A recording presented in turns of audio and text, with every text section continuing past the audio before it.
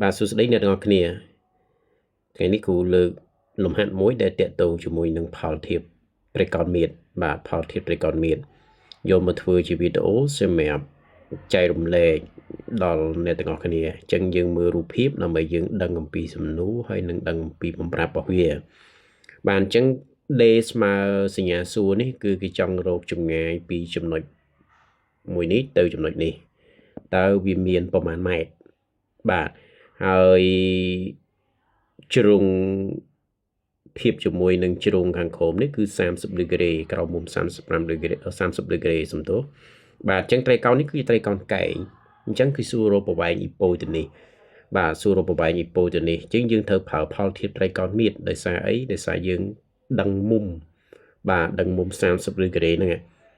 អូខេអញ្ចឹងដើម្បីរកប្រវែងនឹងឃើញលុះត្រាតែយើងដឹងជ្រុងជាប់នៃមុំ30ដឺក្រេឬក៏យើងដឹងជ្រុងឈោមនៃមុំ30ដឺក្រេបាទអញ្ចឹងចំពោះ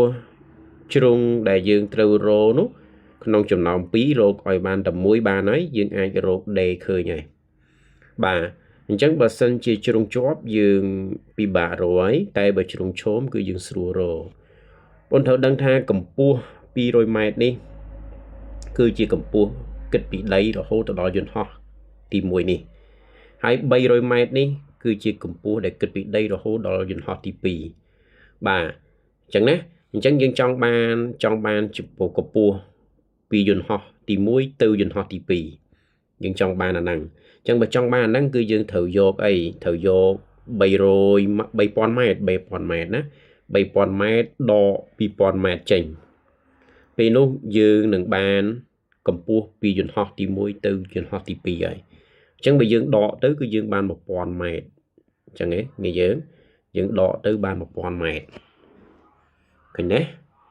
បាទអញ្ចឹង1000ម៉ែត្រនេះគឺជាកម្ពស់ដែលគិតពីយន្តហោះទី1ទៅយន្តហោះទី2នេះ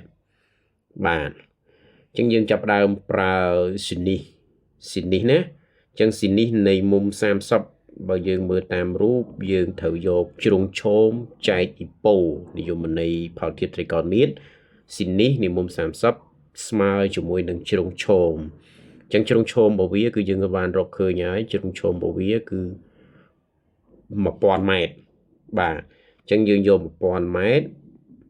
យកទៅចែកជាមួយនឹង